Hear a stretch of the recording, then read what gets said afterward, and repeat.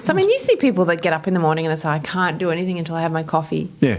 Or, you know, at the middle of the day, I need to have something sweet because I'm so tired. I'm like, that's not normal. It's not healthy. You shouldn't need to have external stimulants to help you with your energy. If you're healthy, everything's working well, everything's in balance, you create enough of your own energy. Yeah. So you shouldn't need to be getting up and relying on coffee. So if you are, what's the reason? Yeah, exactly. And it could be something as simple as not sleeping well, but it could be something underlying. Could have a bit of a gut issue going on, something creating inflammation. You could have some nutrient deficiencies. Yep. So you want to look into all of that, and then you may not need the stimulants to help you through the day then. You shouldn't need them.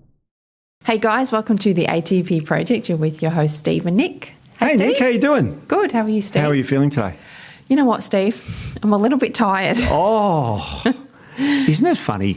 Like when we're talking about what topics we do, and this topic today, it's basically on fatigue. Yes. So that's why I asked Nic how she's feeling. You know, it's like I don't care how she feels really. No, you don't care. You never, I'm you joking. never even care how I feel. I'm joking. I always care how you feel. But, you know, like it's like fatigue. Now, you know, I think we can start off by saying what we're not going to talk about today. Okay, so right now, it's the date is the... I can't read my phone. I got a little date on. But anyway, it's Olympic Games time. It's end of July. End of July. 29th. 29th of July. See, I told you it was 29th of July.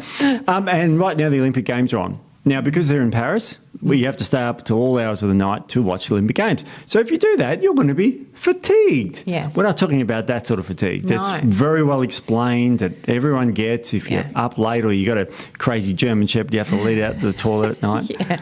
Anyone, you know, like that? Yeah. No, I know someone like that, Yeah. So fatigue is a weird one because it's very diffuse. It's very it's nebulous. It's grey. Yeah, because we're not talking about the fatigue that you didn't sleep well last night. Yeah, no, we're going to talk more about things that you maybe don't think can be associated or could be a driver of fatigue. And when we were talking about topics, you know, one of the start people in the office actually said, let's talk about fatigue because he's always tired. He's always tired. And I thought, you know what, this is probably one of the main things I see in clinic, or, you know, they come for something else, but they've always got fatigue. Yeah. So it's always present. So, and I think most people do have an element of fatigue a lot of the time, and some people all the time. And so we wanted to talk about some possible drivers that maybe you wouldn't associate, like, you know, lack of sleep, things like that. So and there's quite a list. Oh, there's a massive list. I want to start off with this. Look at this paper. I mean, look at it. It even looks old. It looks old because it is old. You know, and this was published in the 18th century. Was it? Yeah. That's pretty old. And it was the first paper that I ever read that talked about mental fatigue and exercise. Oh, there you go. And it says basically the Journal of the American Medical Association from 1896 suggests that if you get mentally fatigued, then you should exercise. And they were specifically talking about children and the need for them to be physically active. Yeah, there you go. Isn't that amazing? Back in 1896. 1896. They continued medical, and school children are often put through a course of gymnastics to dissipate their mental fatigue after the morning study. There you go. And it's like they're talking about fatigue back then in 1896 for children that need to exercise. But have a look at what so exercise is good for mental fatigue. Yeah. If you're physically tired, but mental fatigue is mostly what we're talking about today. Yeah. And exercise is great for that, and we've known that since the 18th century. But the weird thing about this is that think about these days and the kids today. I know. They don't do a lot of exercise, do they? They do a lot of thumb exercises. They do a lot of... They're gaming. Yeah, gaming. And you know, like computer games were around a little bit when I was a kid. Space Invaders came out in 1980. Yeah. Do you remember Space Invaders? Is that the one where you shoot them? Yeah, and they used to go across the board? Yeah, I remember that. That was 1980. That and Pac-Man, they're the two that I grew up with. Pac-Man. Yeah. That was huge. Yeah. But they cost 20 cents. Yeah. And you you know, when I was a kid, didn't have any money, of course. So my family split up when I was 5, and single parent and all this sort of stuff, and public school. And so the games were 20 cents, and you couldn't just play them for hours and hours and hours. Nowadays, they're free, and you can play them for hours and hours and hours and hours. Yeah. And there's so much, not just Pac-Man and, you know, those sort of Atari games, but all the games on the, I don't even know what the hell they are. There's so many. Minecraft they just download them all now. Yeah. Yeah, I mean, they do cost, but they do that. Yeah, and they just play all day and all night, and it's crazy. I mean, the mental fatigue and that is crazy. But there's lots of other fatigue we're going to talk about today, and all different causes and that. And I mean, gee, I've got some studies here and all that sort of thing about different supplements, and this one was published a week ago.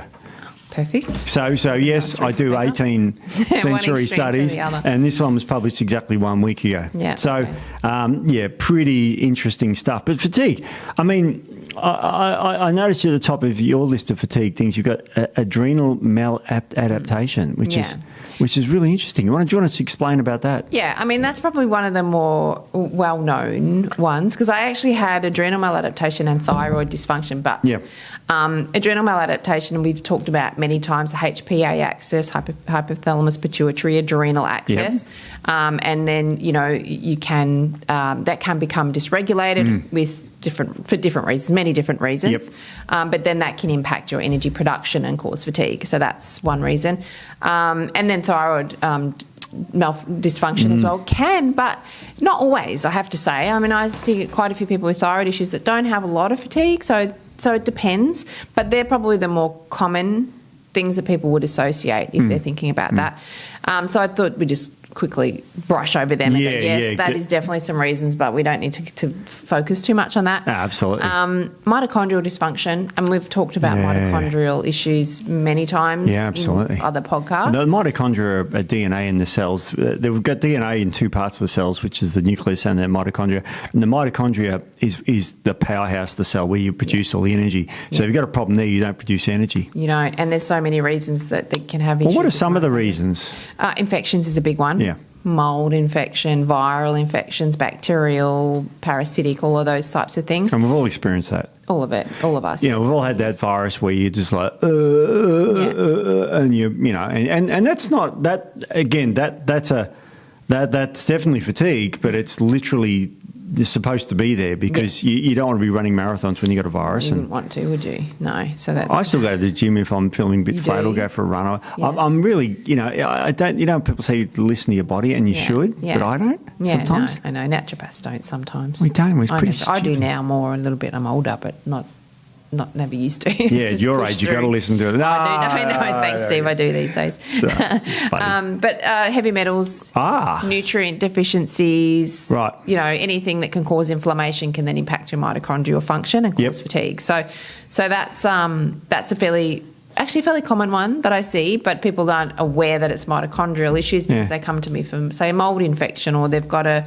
underlying chronic viral, low-grade viral infection, things like that, or nutrient deficiencies, which we'll talk about. But that's all impacting their mitochondria, which is why they're tired. The most potent thing against the mitochondria is a chemical called cyanide. Yeah, Have you everyone's heard of cyanide? Have they? CN- the chemical, and that basically stops the Krebs cycle.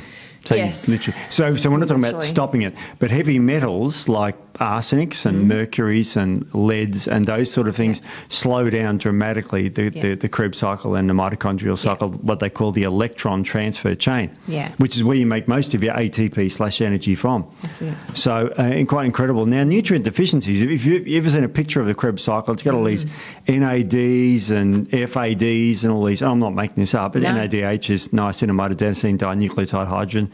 FAD, and that's vitamin B2 and B3. Yeah. So if you're deficient in one of those, you can't make energy. No. You're like screwed. Yeah. But before you even... So a nutrient deficiency is vitally important here. Yeah. And it's really funny because people don't, I guess, look at the importance of a nutrient deficiency because these nutrients are all precursors for different, cycles in our body. And so, something like a simple, B3 or B1 or deficiency can significantly impact some of these cycles. So methylation cycle, Krebs cycle, all of that sort of thing. And, can cause some fairly significant dysregulation. Well, absolutely. And while we're on the B vitamins, cyanocobalamin, which has cyanide in it, by the way. Yeah, it does, yes. Cyanocobalamin. I saw an influencer saying this drink, and I can't remember the guy's name, it was a guy, and he said, don't drink this stuff, it's got 4 times the amount of cyanide as you're supposed to have. And it's like, what's he talking about? And it was cyanocobalamin B12 without your dye, so you need it. Yes. So it ends in the form of cyanide. In that form, you need it. It's vitamin B12. Yes. But isn't it funny how, and this is what we battle a lot, is influencers. I call them influencers because my wife does. I don't think they influence anything. She's not an influencer, she watches the influencers. She watches them. Yeah, and mildly educated. She's a nurse. Yeah, she's smart. Is that the polite thing to say? I'll back you. I mean in nutrition, mildly educated. Well, you're educated. Smart, except you did marry Steve, so I don't know. She did marry me. We've been married about 3 years now, so she hasn't learned her lesson, obviously. No, she hasn't learned her lesson. Oh, dear. No. But yeah, so B12, I mean, if you're lacking B12, you get a type of anemia called pernicious anemia. Yeah. And I know pernicious anemia because my cat Flatface had pernicious anemia. Did he? He did, yeah. Well, I didn't know he had pernicious anemia. There you go. He did. He had to have B12 injections. Oh, poor fella. And it's funny because Beck, the nurse, Jack's any adult with all these benzos and all this crap she does in the hospital every day. But Jack and the cat's like the biggest drama. And it's only a sub-Q under the skin. Oh, no, but it's her pet. So I was freaking out too. I think he could stab me, but not the poor Flatface cat. Poor Flatface. But Flatface, because he was very fatigued. And after the B12 shots, he got, because he had a bad gut. And you need intrinsic factor to absorb B12. Yes. So that's another thing. If you've got gut disorders, like a inflamed stomach, you can't absorb B12, you're going to be fatigued. That's right. Yeah. I've got gut disorders on the list. It's coming down the list. It's coming along. It's coming up, yeah. And also you get poor iron absorption. Now tell me about iron a bit. What does iron do in the body? So people know that, a lot of people obviously know low iron can cause fatigue. Yes. So, I just need to up my iron again. So people then just take a supplement, but they don't look for the cause of the low iron. Exactly. I mean, what's the point of just continuing? Otherwise, you're continually going to be always taking a supplement, and then a lot of times that won't work depending on what's going on. But it removes, it reduces hemoglobin production. So, and it's needed to carry oxygen around the body. Obviously, if you're low oxygen, you can't oxygenate yourself. You get fatigued. Yeah. So a lot of the reasons can be malabsorption. That's probably one of the biggest ones I see. And there's usually a pattern with malabsorption, and it's low B12, low iron, low zinc. They're the ones that I generally see all low, and that's usually can be malabsorption. So for some reason you're not absorbing it in the gut, high stress, whatever reason, dysbiosis. Diet, obviously, so people on plant-based diets, all that type of thing. Those people. Those people. They sneak in with the humans, No, I'm joking. Yeah, that's right. But it's funny, just quickly on oxygen and iron, it's like a car. If I remember when I was doing a four-wheel drive trip in my old Nissan, and it was just starting to we were out west, and it was starting to literally, it just wouldn't take off. It was very sluggish. And I thought, what could this be? And anyway, so I stopped and I looked under the hood and everything, and not being a mechanic, I pulled out the air filter and banged it, and this pile of dust flew out of it. And I had a spare one in the back. Yeah. So I just chucked that one in the bin, put new air filter in, more oxygenation to the engine. It was burning energy again. Yeah. It's like iron deficiency. Yeah. Oxygen plus food equals energy. Well, you look at a fire. If you don't have oxygen on a fire, it burns out. Yep. So you need good. You need to have that. So yes, bacterial infections and parasitic infections, we've talked about that. Bacterial infections, and that's why if you have an underlying infection and you take an iron supplement, sometimes it can be the worst thing you can do because you're just feeding the bacterial infection or the parasite, so and making that worse. So there's some of the underlying causes that you can get from iron, can cause iron deficiency. And iron deficiency is one thing, but I remember I had iron deficiency in the olden days when I had my arthritis. And you know what caused it? Taking too many non-steroidal anti-inflammatory drugs. Iodine deficiencies? Because it caused bleeding in the gut. And the bleeding was going through. Yeah. And they tested my iron. It was extraordinarily low. And they said, you got to eat red meat. I said, I do. I love red meat. I eat all so they tested my stool. There was blood in the stool. Yeah. And it's and then I had to go on a different anti-inflammatory But but Some but it was less thing on the gut. destructive. Yeah. Put me on sulfasalazine, which destroys folic acid. Yes. So different stuff. So, and then if you have low folate, then you get a whole other lot of issues, right? But I was extraordinarily fatigued when I had the arthritis because inflammation drives. We'll get to that bit. We'll get to that bit too. Yeah. But now of course folate. You've got folate down there. Yep. So folate, as I said, low folate. Yep. That can impact your red blood cells health as well. And interestingly, high folate can actually mask a B12 deficiency as well. So you've got to be careful when you're reading bloods to look at that also because it can actually falsely elevate your B12 if your folate's quite high. Right, yes. So people go, no, my B12's fine. I'm like, I think there's still deficiencies there. It does mask it. And folate is a tricky one because you can go to the pharmacy and get a vitamin of 5 milligrams of folic acid, which is called Megafol, I think. Yeah. My memory serves me. And that's what a lot of women take before they fall pregnant. Yes. But it's a huge dose, a massive dose of one vitamin. It's always tricky. It's folic acid as well, which can have its own problems, not folate. Interestingly, I was speaking to someone yesterday who's plant-based and they have some health issues and they were having a lot of nutritional yeast, which is really common for plant-based people on plant-based diets because they use it as a cheese replacer and all that sort of thing. It's quite tasty, but a lot of people don't realise that they've got added the bees are added. They're not natural. They're not naturally in it, so they add in the bees. Yeah. So they add in, and it's generally cyanocobalamin and folic acid. Right. And if someone has a MTHFR polymorphism or an issue with their methylation and they're loading up on folic acid and cyanocobalamin, that just can become go into toxic levels, and that can cause a lot of problems. So she didn't realise she was just like downing a lot of the nutritional yeast, and the condition she had really could have been affected by her methylation cycle. So they're little things that you've got to be careful of. But folic acid, you've got to be careful because some people can't metabolise it effectively and therefore it just builds up to toxic levels. It's strange because a lot of people don't know there's different types of B12. Like you mentioned cyanocobalamin, that's a common one, the cheap one. You've got methylcobalamin, you've got hydroxycobalamin and probably a few other cobalamins you can think of. Yeah. Because you're a practitioner. You see people and you have to counsel them on nutrition every day. If you Google Nicole Brown naturopathy, you're still in practice today, still practicing, seeing patients and going through this with them on an ad nauseum level. Now, so that's the B's, very interesting. Next one's magnesium. Well, tell me about that. Yeah, magnesium. And how many people... Look, I see magnesium deficiencies across the board, like always. And obviously magnesium is involved in that in so many different cycles again. It can be depleted by stress really easily. So, and a lot of people that take magnesium don't take enough either. I find the doses, so they might take 150 milligrams a day of magnesium, think they're doing really well. I have people dosing up to 700-800 milligrams a day sometimes. In that water bottle, there's there's 450 milligrams of elemental magnesium. Yeah. Now, how do I know that? I know, you know that. But it's funny because, and I might be talking out of school, so you may have to edit this out, but you took magnesium, a special type of magnesium, the other night. How did you sleep on it? So good.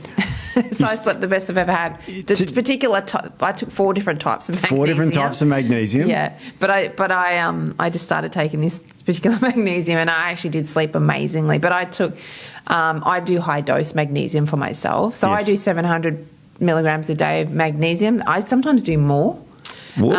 Sometimes more. But I guess your tolerance because you'll just get the runs if you have too much magnesium, right? Now you tell me. Yeah, no, sorry, Steve. But I better not drink too much of this. I'm going to drink the whole thing in this podcast. Yeah. But that's 4 different types of magnesium. Now this is something that a lot of people. So, and this is a bit of a loaded question. Does magnesium, because I'm drinking it now during a podcast, it won't put me to sleep. No. In fact, it gives you energy. Yes. Yet it helps you sleep. Yes. You like that? Isn't that interesting, that dichotomy? Yeah. And there's nothing in medicine that does that. No. Like if you want to go to sleep, you'll take a sleeping tablet. Yeah. You will feel sleepy no matter what you do, whatever. But magnesium is a great regulator. Yeah, well, I mean, I take magnesium at night. For clients, I prescribe magnesium at night to help them sleep, and then I give them magnesium in the morning for their energy throughout the day. So it's incredible, isn't it? It's like the ashwagandha herb. It's great for sleep and great for energy. Yeah, it's a good modulator. But magnesium is great, and this is 4 different types of magnesium in there. It's got the orotate, glycinate, citrate, and the threonate. Yeah. And I'm drinking it now. I mean, and I'm trying not to be drowsy because we've got a podcast to do. Yeah, that's right. Now, the next one's vitamin D. This is a really interesting one. Yeah. Because tell us about vitamin D. So vitamin D, we all know vitamin D is super important, but low vitamin D levels can definitely impact fatigue. Yep. So vitamin D helps to reduce oxidative stress is one of its things. It's very good for immune regulation as well, inflammation, that type of thing. So, and it also increases skeletal muscle mitochondrial function. So, you know, if you've got fatigued muscles, you can actually make you feel quite tired as well, like physically tired. So you want to have good levels of vitamin D as well. Ideally, not above.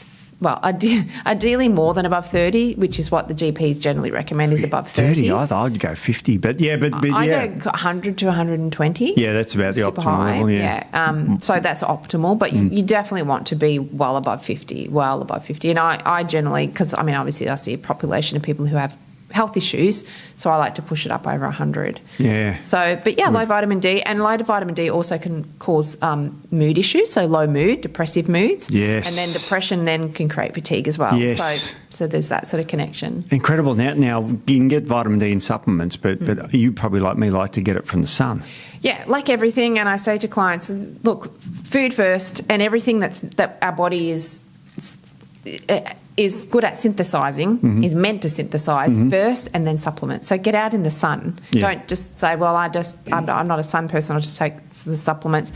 It's just absorbed and assimilated better if you get through sun, because that's how we're supposed to get it. But if you can't, and if you work in an office all day, you don't see the light, live in a place that doesn't have a lot of sunshine, then you will need to supplement. So, like I live on the Gold Coast, so I can duck down the beach in my bikini and be very happy. I know, I've seen you down there in your bikini, out strutting on the beach there. Oh, Jesus. but in honesty, when I swim, I do swimming, I swim in an outdoor pool, and I'm practically naked. Yeah, well, I mean, 90% of my skin's exposed. Yeah, and that's the thing. You want to get it on parts of your skin that don't generally see as much sunshine, so that underneath of your arms, it's a bit, or your stomach if you don't walk around with the shirt off all the time, or parts of your body that are actually a little paler. So people have very dark skin really struggle to absorb their vitamin D through their skin as well. So the paler, the more you'll absorb it. Obviously, you don't want to burn. So if you've got really pale skin or English skin, you just minimise the time that you're out there, but definitely get some sunshine where you can. You're going to definitely help your fatigue if you are just low in vitamin D. And weirdly, like we're starting to get into the treatment area, but that was exercise plus vitamin D plus swimming is very good. It helps you relax and helps you sleep better, which will I think. Okay, so that's very interesting with some of the vitamins. What about something simple like not drinking enough water? Yeah, dehydration. Really common for me to see people who have dehydrated, don't drink enough water, can cause significant fatigue if you're dehydrated. Yeah. So one, dehydration can cause inflammation, believe it or not, in the body, so that then activates the immune response, creates inflammation. Your cells need it, and it can cause blood sugar dysregulation as well. And for a lot of people who are dehydrated eat more because they think they're hungry when they're actually thirsty. So they're eating high carb or sugary snacks and things, and so their blood sugar's going up and down, and that's causing them to become quite fatigued. So simply not drinking enough water can actually make you quite tired, and that's something that a lot of people don't think about. Well, this water's got some collagen in it, but it's mainly magnesium and water.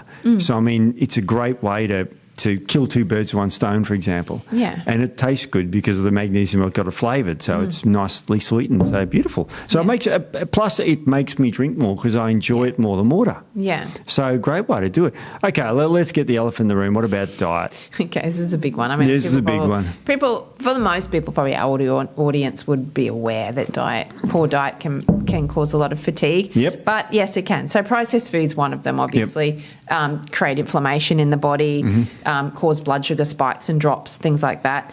And lack of nutrients. So you'll end up with nutrient deficiencies if you're having a lot of processed foods and a lot of fresh foods, that type of thing.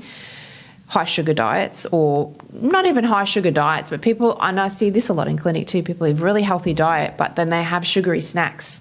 So their main meals are very healthy, but they have a lot of sugary snacks, and that's because they can have energy production issues. So they become sugar burners, not fat burners. So they get hungry. So like, I need something to eat quickly. I'm feeling a bit shaky and sick, and so they have something to spike their blood sugar, and then because it's a quick, quickly absorbed, their blood sugar goes up. And then it dumps. Yes. So then they get tired. So they go, oh my God, I'm tired again. They get brain hungry. fog. I'm this, and I need something. So they have something else, and they're like, but they say, but I eat very well. And I'm like, your main meals, yes, but you're having a lot of sugar. So you're just spiking and dumping. Your sugars are going up and down, and that's going to cause significant fatigue, brain fog, concentration issues, all of those things that come. And you're mentioning processed foods here, and people say. A little bit of pet peeve of mine, so maybe, but people say, I eat a whole grain breakfast. And it's like, it's probably the most, because you've got to process a grain to eat it. So they're highly processed. They're in a box. Yeah. And they're often square, they're with weird shapes, or round, or shaped like a bat with holes in it. Remember the bat with holes. Yeah. Like shaped like that. That's extraordinarily processed. Yet those cereals, the Nutri-Grains and the Wheat Bix, they're actually marketed as something healthy. Yeah. And so they're not, because they're highly processed. Yeah, and it's funny because they have a lot of athletes that promote them. So get big, strong, have lots of energy, but the thing is actually they deplete your energy significantly. One of them's Iron Man food. That's right. Remember that ad? Yeah, I do. Yeah. I don't know if it's still on. I don't know. I don't know if they still sponsor it. But surely not. But yeah, the processing and the sugars, the high carb, not good. I've got a mate in the 4-wheel drive club, and he's not a healthy eater, but guess what he has for dessert? Nutrigrain. Really? That's his dessert. Oh, God. Because, I love it. It's healthy and it tastes sweet. It's like, okay, think about that for a sec. It tastes sweet. Why does it taste sweet? Because it's about a third of its sugar. Yeah. It's extraordinary. It is. And let me say, for athletes, yes, sugar is fine because that does then give them energy, right? Yeah. But it's all relative to what you're doing. If you're just not an athlete, or you're not out, quite lean and then need that energy for the gym, and having a bit of higher sugars, fine. But it's just for the average Joe, no. No, well, the average Joe or Jane eats their bowl of cereal and goes off to work, which is physically often not like we have a very lazy job physically. We just sit here and yep. But so we have to be careful of that sort of stuff. Yeah. Also, you mentioned food sensitivities and intolerances. Yeah. It's a huge one, isn't it? Yeah. So this, I guess, crosses over, diet into gut health, I guess, is a bit of a crossover. But, food sensitivities or intolerances. I didn't put food allergies. That's completely different. Yeah. Different thing. But sensitivities or intolerances definitely can, because they create inflammation in the body. And anything that creates inflammation then impacts our mitochondria, therefore we don't produce enough energy. So any sort of food sensitivities, yes, they can cause significant fatigue as well. So it's funny you mention inflammation. I've got a paper here on it, and it shows you how fatigued people are and what it's related to. And it's always related to 3 chemicals.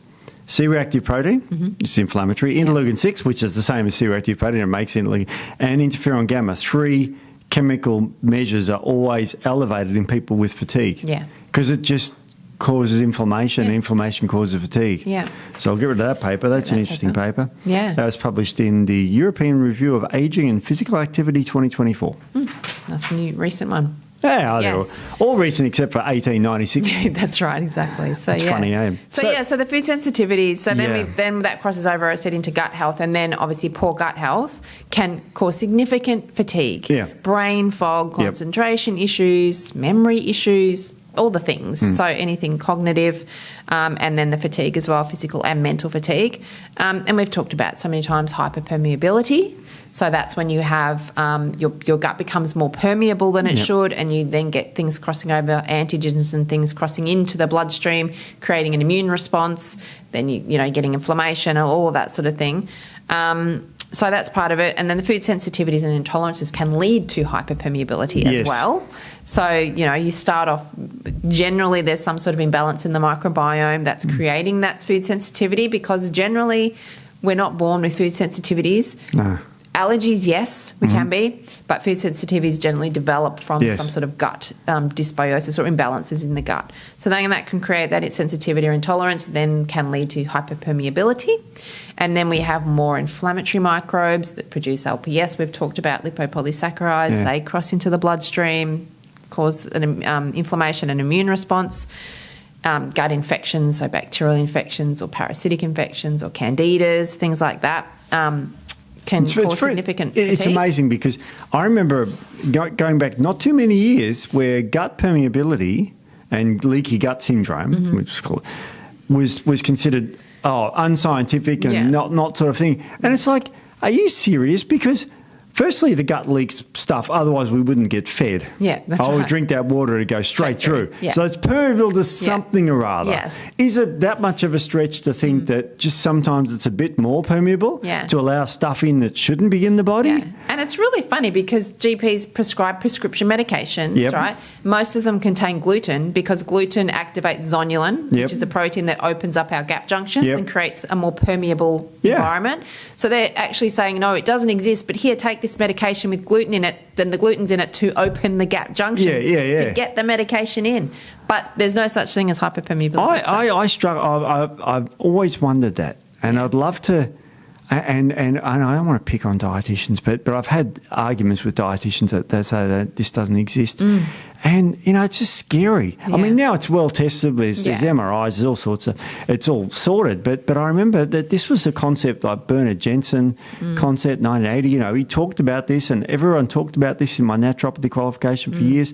And it was like a thing. Yeah. And then all of a sudden people are saying it's not a thing. Yeah. And vitamin D helps heal the gut too. Yeah, it does. Yeah, vitamin D. So loads of things can do it. But isn't that incredible? It is. And it's funny. I think a lot of it's in the language as well because leaky gut, there's no such thing as a leaky gut, but they'll accept gut hyperpermeability. It's same with when we were talking about adrenal fatigue. Yeah. There's no such thing as adrenal fatigue, but there is such thing as a HPA, axis dysregulation. Absolutely. So it's still all in the terms. It is. And naturopathy has used terms that are a little bit ahead of its time. Yeah. And that means that it takes a bit for there's things that have been tried and tested for thousands of years, and then all of a sudden they discover turmeric's reduced inflammation, even though for thousands of years, the Indians have been using it to reduce inflammation. Yeah. And that's fine. Yeah. But I don't like that they write it off before looking at it, and that bugs me a bit. Yeah, they don't look into it. Now your next one here is a tricky one. It's blood sugar dysregulation. Now, you mentioned before about sugars going up and down. Yeah. Because I think one of the most common forms of fatigue is eating sugary stuff. Yeah,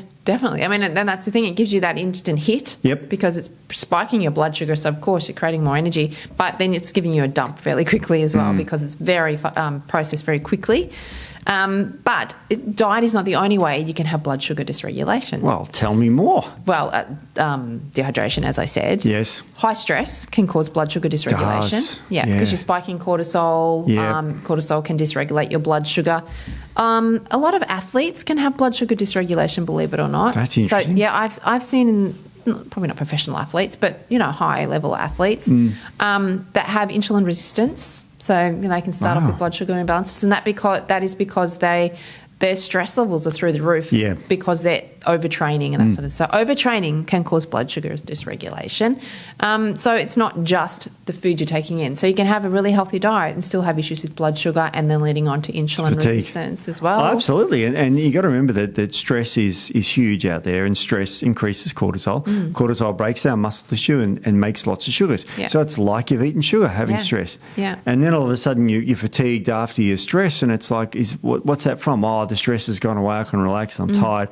But it could be just the fatigue from the low blood sugar levels. Yeah. From the high blood sugar levels. Yeah. The greatest cause of low blood sugar levels is high blood sugar levels. Exactly. It's kind of like people are going to cut that and go, oh, look at that idiot. Yeah. But that's fine. So that can be a big one. So, people that say, but I don't eat lots of sugars, but I stress a lot, or I don't, I don't eat well enough during the days, and I don't eat enough protein, or I don't eat regularly throughout the day. I don't eat metabolically balanced meals throughout the day. So they can be eating good food, but not metabolically balanced meals, and they're still going to have blood sugar issues.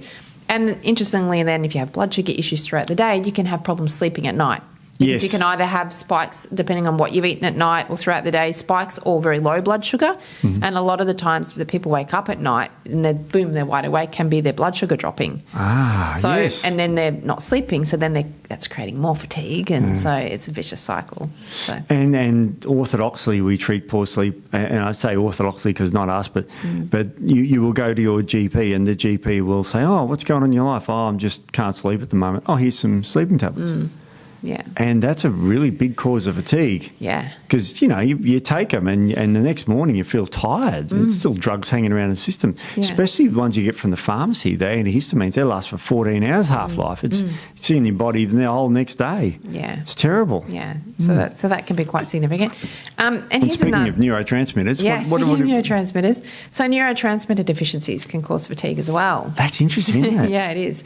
So, any sort of dysregulation in some of these neurotransmitters can definitely impact our energy production. Well, I'll give you a simple one, dopamine. Yeah. Dopamine is the precursor to noradrenaline, which is the precursor to adrenaline. Yeah. So if you've got low dopamine production, you're not going to have enough adrenaline. No. So you're going to have that adrenal problem and not enough adrenaline, which means you will feel fatigued. Yeah.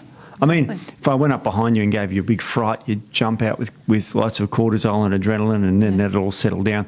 But imagine, if you're stressed a lot and you're getting out all day, every day at work or something, you're falling a heap at the end of the day. Yeah, definitely. And neurotransmitters depleted. And, we're going to talk a little bit about them a bit later with things like serotonin and all sorts of things. Yes, serotonin. So serotonin is a big one. Obviously, serotonin can then cause insomnia. So serotonin is a precursor to melatonin. So if you're not producing enough serotonin, you're not going to produce enough melatonin to get to sleep. So, serotonin is a big one. Norepinephrine, as you said. And serotonin is mainly made in the gut. Yes. Serotonin, dopamine, 80 to 90%. Yeah, it's about 80-90%. Well, it's made in the gut, and then there's little messengers that then climb up the vagus nerve to the brain, and let the brain know, hey, we need to make some more of this stuff. So, if you've got gut issues, then you can have neurotransmitter deficiencies, therefore fatigue that way as well. Wow. So everything, that's why I love the human body. And we literally know so little about it. Really, I think we know just a blip of what actually is there. But it's just the way everything connects I love, because I love to solve little mysteries. Like I think I said in the past I would have loved to have been a private detective because I like to solve mysteries. Well, you are. An naturopath is a private detective. Yeah. The weird thing, I think I knew more about the human body when I graduated naturopathy college, because you thought you knew it all. I know, right? And then you learn something, you go, I didn't know anything. You learn it and you go down a rabbit hole and you think, we really don't know much about the human body. I mean, we know a lot now, but I still think it's just a blip of what really is there. But we're learning, and, with technology, testing is becoming so much more advanced. We're learning a lot quicker. But I love how it's all connected. So, your gut health, as we said, can cause sugar imbalances, which then cause, blood sugar issues. It can cause low neurotransmitter production, which then causes fatigue that way. It can cause inflammation, which then impacts your mitochondria. So one thing. So if you're having a little bit of dysbiosis in the gut, it can create all these issues in all these different systems. So that's why I love that everything is connected. And that's why, naturopathically, we always try to trace things back to an initial incident, initial point when things changed, because it's generally, and it can be something really simple. So it's so tricky. And I for 29 years, almost 30 years next year, I've been studying the human body, and I reckon I know less about it now than I did. I feel like the more you learn, the less you know. The less you realise you know as you try to learn more, if that makes sense. It's like when I was studying science and the universe. Like quantum physics now, and man, that's just mind-blowing stuff. Look, when I would go down a rabbit hole. Well, rabbit hole, I mean, only 5% of the universe is made up of stuff, matter. Yeah, the rest of the 95%, we can go into quantum physics like dark matter and all that sort of thing. That's so cool. But dark matter, that makes up about 20% of the universe. We don't even know what that is. No. And then there's dark energy, makes up about 75%. Yeah. We don't know what that is. No. But how do we know it exists? Because we can see the universe accelerating away from us. We only discovered that 20 years ago. Yeah. It's like, it's the stuff we don't know in the body and the universe around us. Yeah. I was trying to explain the concept of antimatter to Beck the other day, and I couldn't, because antimatter destroys matter upon contact. Okay, that's what antimatter is. Yeah. It was discovered in 1932 when it discovered a positive electron, which is weird because electrons are negative. But antimatter, if it comes in contact with an electron, it literally destroys it into nothing. Yeah. So what we used to know is nothing. If you get a box, okay, and you suck all the air out of it, you suck everything out of it, and it's sitting in front of you, there's nothing in it, it's still got something in it, because it still creates matter and antimatter, because it's made of antimatter and matter. Yeah. You know what I mean? So, but 1 minus 1 equals 0, so there's nothing there, but nothing equals two somethings. Yeah.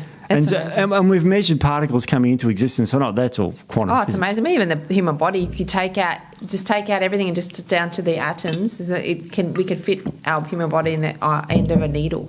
Oh, absolutely. Because we're basically space. Yes. If you look at the electron, it's like our solar system. Yeah, so the pinpoint, and then there's all this space around it. Yeah. And they've only seen there's nothing, but in this space there is a lot going on that we're just starting to learn about. Anyway, I don't know how we got into that, but it's so cool. I love quantum physics. But we're going to do a podcast on it. I would love to, because it's a lot to do with health, and it's practical. Yeah. Well, there's a lot. It is a lot to do with health, and anyway, we could go all over. I'll take it back to fatigue. You ready for this one? You ready for this cross? Yeah. Well, with quantum mechanics, when that was discovered, we developed a PET scans, which is looking for cancer. Yeah. And cancer drives fatigue as well. Yes, there you go. And unfortunately, my second cousin she's in her 40s, and she's got a terrible type of cancer. Unfortunately, stage 4, which is the worst stage, and she's getting treatment at the moment. But the thing that's killing her is the fatigue. Yeah. Now, she has to now get someone out to help her get to the shower, to have a shower. Yeah. So she's extraordinarily fatigued. So is she doing chemotherapy? Yep. Yeah, so the chemotherapy really creates so much fatigue. So all that sort of fatigue. Yeah. But I want to ask you something about fatigue and about what are some of the other diseases that cause fatigue? What about depression? Oh, well, yeah, depression definitely can cause fatigue. And I think a lot of that is because there's no motivation, to do anything. So then you sit, you don't eat properly, you don't get outside, so then you have nutrient deficiencies as well. So significant fatigue from depression. And the worst thing about that fatigue is they don't do anything to help themselves because they're depressed. Yes. Because they've got no energy to. Yes. It becomes a vicious cycle then. Yeah, and you just it's like people who have nutritional insufficiencies and don't eat well because they can't be bothered, so they just get takeaway because it's easy, and they'll get Uber Eats and all that stuff that's around now. I've never used Uber Eats. No, I haven't either. No. I mean, I can't get it where I am anyway. Oh, yeah. Well, but even when I lived in the cities, I've never got Uber Eats, no. Now, another one here you've got as a fatigue-causing thing is ADD. Attention deficit disorder. Attention deficit disorder, So, I mean, a lot of this can be from neurotransmitter deficiencies, obviously. So if you've got a neurotransmitter deficiency, then that can create a lot of these issues as well. But, ADD, even anxiety can cause a lot of fatigue as well, because if you've ever had anxiety, you get physical symptoms, you get very racy and that sort of thing, and then you can't sleep. And so any mental health issue can cause significant fatigue. Yeah, well, ADHD or ADD, they treat with amphetamines. Yes. Which it's should kind of the opposite. pep you up. Yes. Isn't that weird? Yeah, that actually calms them down. Yeah, it calms them down. Yeah. That biochemistry is weird. I know.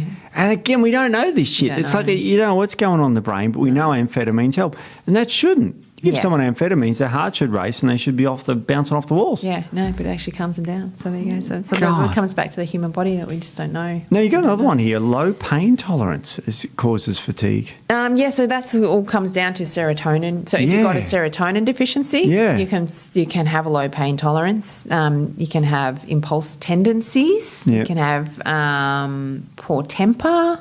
You can have, performance anxiety. God, this sounds like me. Aggression. Poor dream recall is a big one. Oh, wow. Yeah, for low serotonin. So low serotonin can cause insomnia, obviously. and then that can cause a lot of these issues. So if you have any of these issues, you've probably got low serotonin. You're not sleeping. Therefore, you're getting tired. Therefore, you're activating a stress response, which is creating more fatigue. So yeah, it's a bit of a vicious cycle. So yeah, any sort of neurotransmitter terrible. dysfunction. And so fatigue is a weird one because what causes it is multiple things. And I've got a few other causes here. We'll just skip through them quickly because we've got a bit of time. Yeah. What about things like, you're going to love this, monotony? Yeah. If you're just bored. It's tiring, isn't it? Yeah. Yeah. Well, So- there's No stimulation. no stimulation. You know, it's like, you're doing a laborious task and you just get tired. And I've got another one for you. What about an electrolyte imbalance? Yeah. Like low sodium, potassium, Yeah. all that absolutely can cause fatigue. Yeah, definitely. And you got another one here. What about negative people?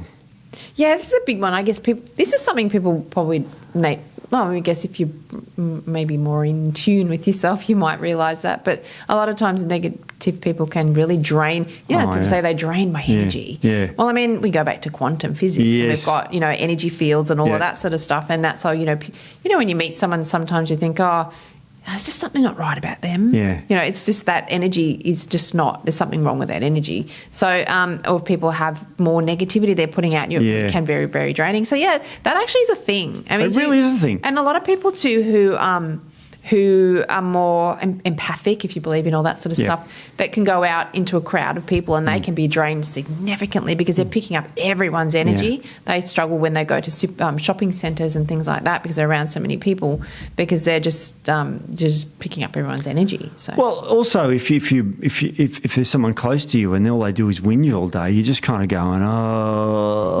stop whinging, please.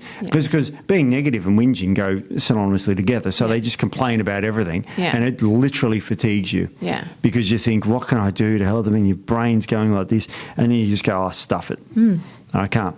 I've got a couple on. What about this one? Electrosensitivity. Yeah, electrosensitivity, EMFs as well, electromagnetic fields. So this is actually a thing scientifically. This is a thing, absolutely. Proven thing that a lot of people can have significant sensitivities. It can activate. Some people can have. It can create mast cell activation syndrome. This is a big one for people.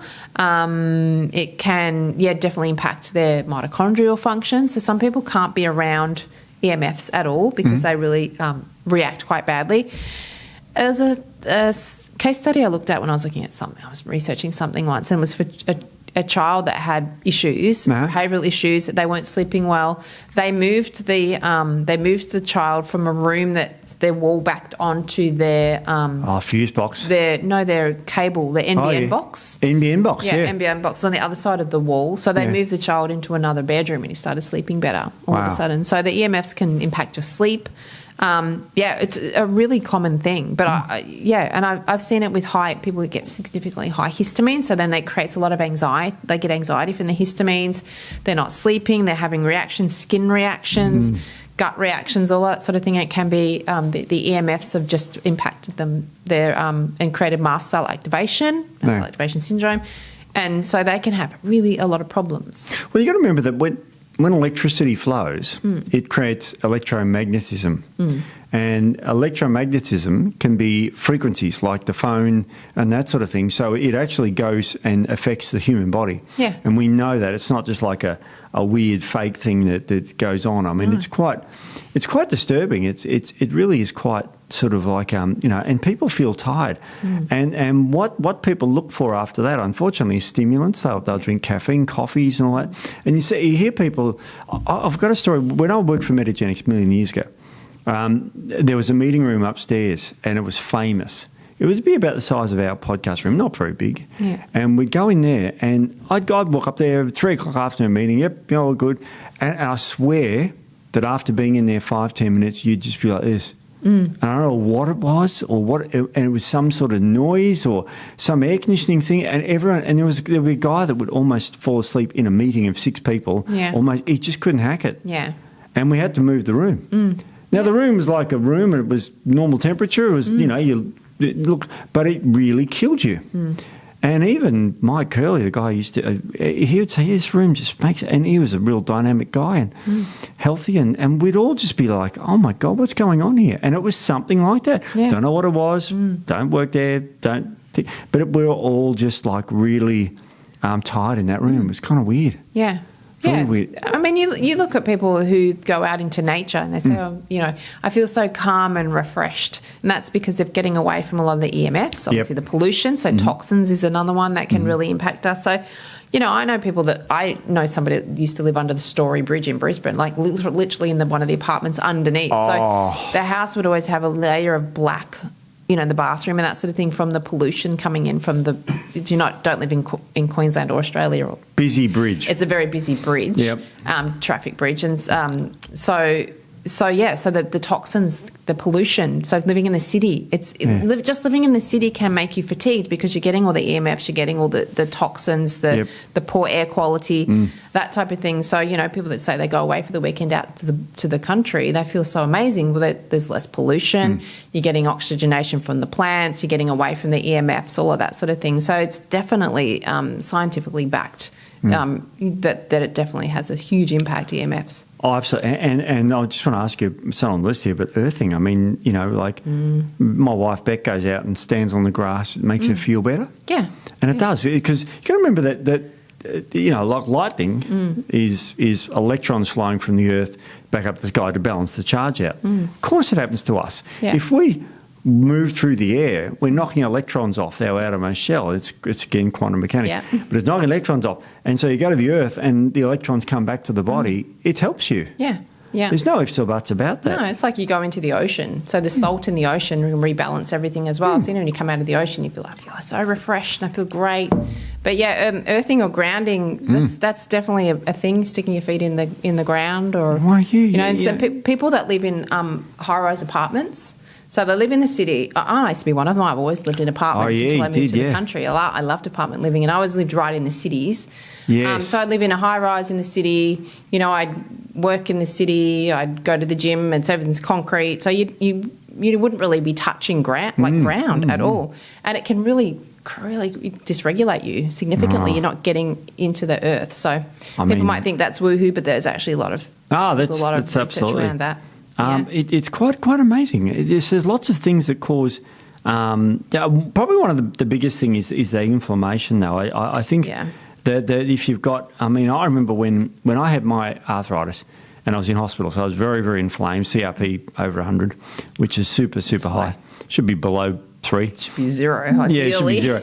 But it was always over 100. And I thought, well, I remember it got below 100, I thought, I was getting better. But I didn't know, you know, I was 20, I didn't know. But I would wake up, have breakfast, I'd be in bed, and then I'd always say, all right, by about 9 I'll be back asleep, and then by 12 they'd do rounds, and then I'd sleep in the afternoon, and then woke up and have dinner. And I swear I slept for about 16 hours a day because I had such chronic inflammation. Now, if you back that off a bit, you're supposed to, you know, like if you got the flu, and you know, if I'm like I'm healthy right now, if I decided to go and have a nap here now for half an hour, I'd struggle to sleep tonight. Yeah. But when you're sick and you've got chronic inflammation, there's nothing to stop you sleeping during the day, and you'll still sleep at night. Yeah. It's absolutely staggering. I had COVID about a month ago now, it was a while ago, and I slept during the day because I was off sick, and I just slept. And then I still slept at night perfectly. Yeah. So the inflammation from the infection would make you sleep so much. So if you've got this chronic inflammation due to a gut infection or a chronic type of, you know, anything there, the dysregulation of sugar, adrenal, you know, you've got this chronic inflammation, you're going to be tired all the time. Yeah, yeah. And mold illness. And a lot of people that live, and I know some people that lived in mouldy environments that weren't aware that it was they were living in mould, and they were so tired, and brain fog and concentration issues. So mould is a whole other subject, can cause significant health issues, but the toxins, heavy metals, chemicals. So, you know, working in an industry that you're in contact or exposed to a lot of chemicals. Oh, God, when I was a chemist, I was tired all the time. Yeah. Like, I mean, all the time. Yeah. Like, day and night. I wasn't very well. Yeah. Like, that's when I had the arthritis and shit, and I was eating crap. Twisties Twisties for breakfast. Because I get up, the shift was at 7. Yeah. And so, you know, not like now where I get up at 4:30 and I'm fine. It's so unhealthy that you slept in as late as possible. Yeah. And so you just skip the breakfast thing and have a bag of twisties. And then for morning tea to have a donut with a chocolate milk. Yeah. I was 18 when I started work. Because when you started work, I was getting paid $260 in hand a week, which is a lot of money back then. A lot of money back then, yeah, that was. I was paying board was 25, I think, for my mum, and this is back in 88.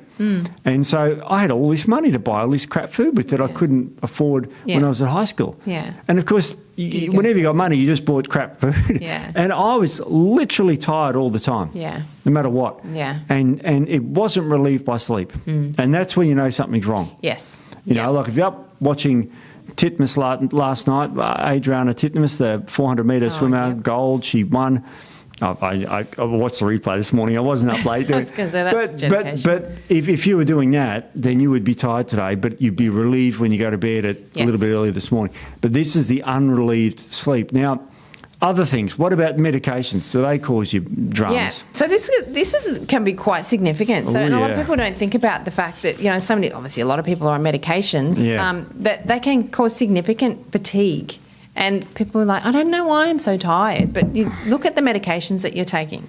So antihistamines, big one. Obviously, that's a huge one. Huge. Antidepressants.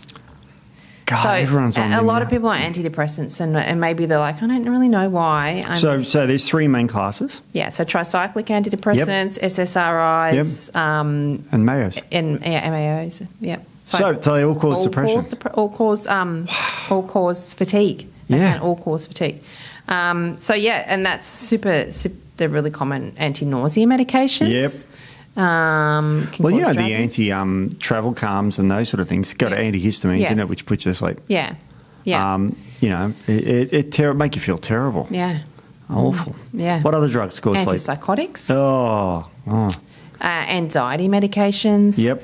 Heart medications. Heart medications? Yeah, that's a fairly significant one. And I think I've seen clients in the past that have issues and they're on a heart medication. They just haven't put two and two together. So we've got diuretics, potassium-sparing diuretics. We've got calcium channel blockers. We've got beta blockers. I was on beta blockers for a while when I was getting headaches and that for a while. Mm. It causes a condition called exercise intolerance. Oh, really? Because heart rate can't go up. Yeah. Because it blocks it. Yeah. Yeah. And I was so keen to exercise and I physically couldn't. Yeah. Because your heart rate couldn't go up, so you couldn't pump the blood any harder. Yeah. Yeah, my dad had that. Stepdad was on beta blockers when he had the AFib. Atrial fibrillation, yeah. So he got he got heart started 3 times, 4 times, and then he had to have an ablation. And then he had another heart starter, and then finally stuck. So now he's off them. But he couldn't do anything, and he's a really active person. Yeah. So from the beta blockers. So yes. Wow. Your high cholesterol medication, so statins, super common to have issues with the statins, obviously. Super common drug too. Yeah, really common. Muscle relaxants, pain medications. Pain, opioids. Yep, any opioids, so that's a big one. Proton pump inhibitors. So antacids. Yeah, so they create so far you've counted 90% of the pharmacy, yep.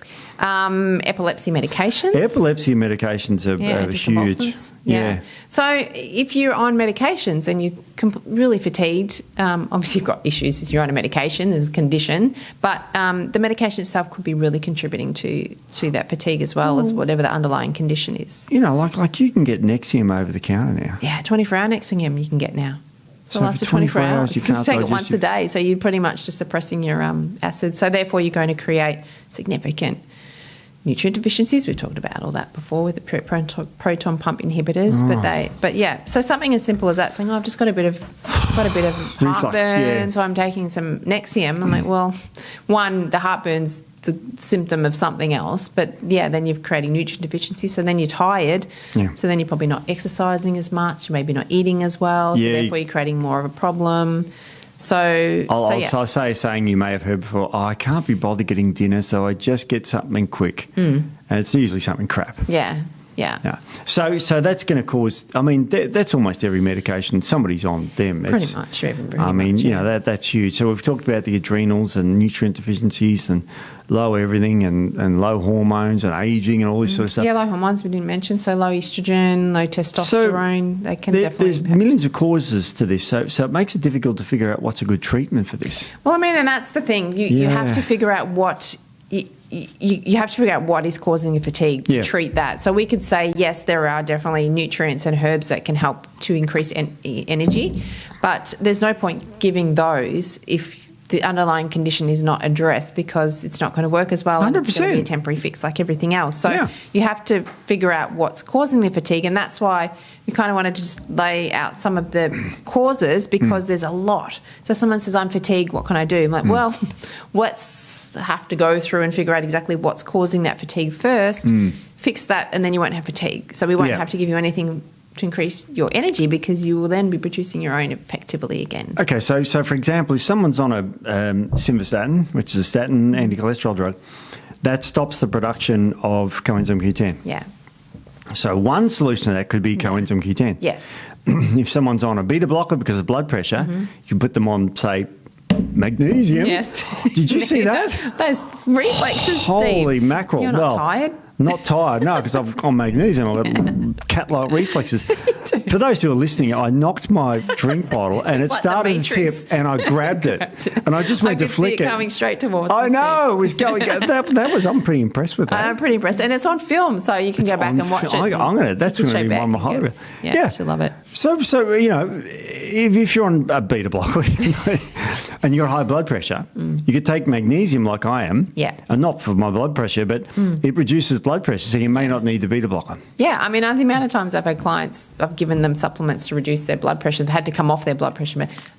I would never tell anyone to go off medications, and I always work around the medications. Talk but if to your the client doctor, wants to come off their medication, there's a lot you can do. Yeah, so get off the medication, and then it increases their energy levels and all that sort of thing as well. So you need to find the root cause, like everything we say. You need to find the root cause to then treat that, and then that will help with your fatigue. But, you know, just taking supplements isn't going to fix the problem. Not the good answer. You know, it's really not. No. One such supplement, and it was highlighted in a study that was released a week ago, another one. This was published in the, what's this called?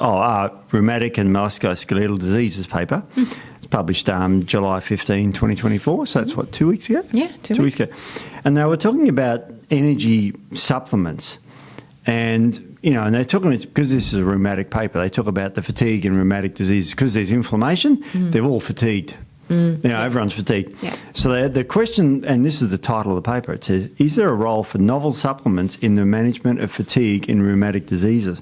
So things like NADH, niacinamide adenosine dinucleotide hydrogen, which is an energy supplement, they basically paper concluded by saying no, because it's not the cause of it. Yeah. That's right. I mean, that's really good in the Krebs cycle and sort of all the theory. Yeah. But if you're not addressing the inflammation, it won't help. That's right. And it doesn't help these people. Yeah. So that's all good to take an, quote, energy supplement. Oh, I've never felt better. But your fatigue might be caused by low B3. Yeah. Mine might be caused by rheumatic disease. Yeah. Which means you're tired all the time. Yeah. Yeah. I still remember those days just sleeping the day away when I was in hospital. Yeah. I didn't even struggle to sleep at night at all. Yeah, wow. It was crazy shit. I don't know how many hours I was sleeping. Yeah, yeah. Real sick though I was. Yeah, well, that's not good, is it? Yeah. Nah. So, I mean, you see people that get up in the morning and they say, I can't do anything until I have my coffee. Yeah. Or, you know, at the middle of the day, I need to have something sweet because I'm so tired. I'm like, that's not normal. It's not healthy. You shouldn't need to have external stimulants to help you with your energy. If you're healthy, everything's working well, everything's in balance, you create enough of your own energy. Yeah. So you shouldn't need to be getting up and relying on coffee. So if you are, what's the reason? Yeah, exactly. And it could be something as simple as not sleeping well, but it could be something underlying. Could have a bit of a gut issue going on, something creating inflammation. You could have some nutrient deficiencies. Yep. So you want to look into all of that, and then you may not need the stimulants to help you through the day then. You shouldn't need them. Now, you mentioned mitochondrial dysfunction before, and you've got some supplements for the mitochondria, so the CoQ10s. Yeah. You've got some good ones there. Creatine is an interesting one. Creatine's great. I've actually started prescribing creatine a lot more now in clinic. Yeah, for so many things. So it's not just for muscly people like me. No, not just for muscly people like you, Steve. You don't need any more creatine. Look at you. Nah, look, I'm rippling. You are rippling. For those who are listening, I'm a rippling. Those who are watching, sorry, lying. But you know, you've got some great supplements here and some ideas, and you've got the iron there, which of course is great. But if you're loaded with iron, see, another cause of fatigue is hemochromatosis. Exactly, high iron. High iron. Yeah, and inflammation. So, that's why you want to... So, you know, you don't supplement with these nutrients until you've done testing. Yes. You want to see, particularly irons and things like that. But yeah, CoQ10s can be really good. Obviously, acetyl-L-carnitine is really good. That is good. Full of apoic acid. All those mitochondrial nutrients are really good. Resveratrol. Vitamin C, I love vitamin C. It's very good for the adrenals. So, yeah, obviously magnesium, your Bs, yes, all of that sort of thing. But don't just take those and just trot along. Yeah, you look for the underlying causes. And then that should help reduce your fatigue, and then you should be firing, good to go. No excuses, go to the gym, get up in the morning. Yeah, that's what I'm saying. It's a great excuse remover, having energy. Yeah. And, like I remember people, saying, I wake up at 5 in the morning, I can't get back to sleep. And I think to myself, why are you trying to get back to sleep at 5? Shouldn't you be up going, what time did you wake up this morning, Nic? 3:20 this morning.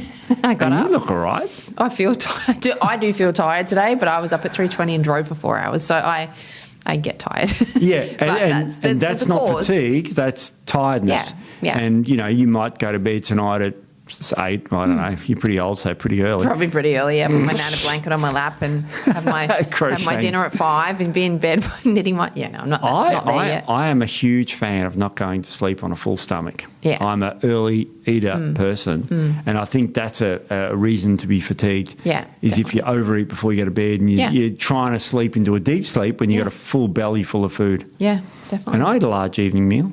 Yeah. But you eat it early. Yeah. And then you watch the Olympics and watch Australia.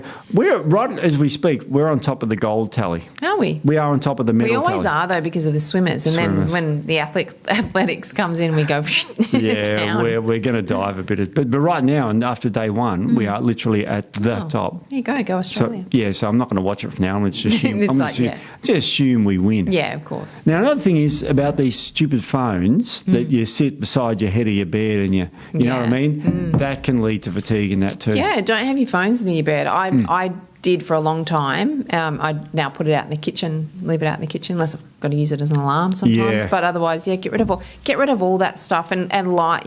Anyway, all that sort of sleep stuff. Yeah, we've done sleep stuff. But yeah, so if you have fatigue that's not, it doesn't get better from sleep. Then you've got something going on. You need to look at the underlying cause and fix that. So yeah, I thought hopefully this has just shown some of the more the reasons for fatigue that you may not think of initially that maybe you might need to look into if you have had fatigue for quite some time and it's not improving. Yeah. No, it's great, and you've done a great job putting all this together because you mainly did this. I've got some of the papers, but it's quite remarkable. And I mean, there's so many causes of fatigue, but if it's not relieved by sleep, look into it. Look at the drugs. Look at the nutrients. Look at your life, your EMFs, all those stresses, infections, inflammation, and if get some tests done. Go see a naturopath. Get some blood tests for inflammation, whatever's going on. Look at your magnesium level. If you're going to test magnesium, get a red blood cell magnesium, not just a serum one, because 99% of the magnesium's in your cells. That's right, exactly. But wow, what a tricky one to treat. Fatigue, and you get every patient's got fatigue. Pretty much, most of them, yeah. Well, that's about all we've got time for. Yeah. So we'll see you all next week. Yeah, see you guys. See ya.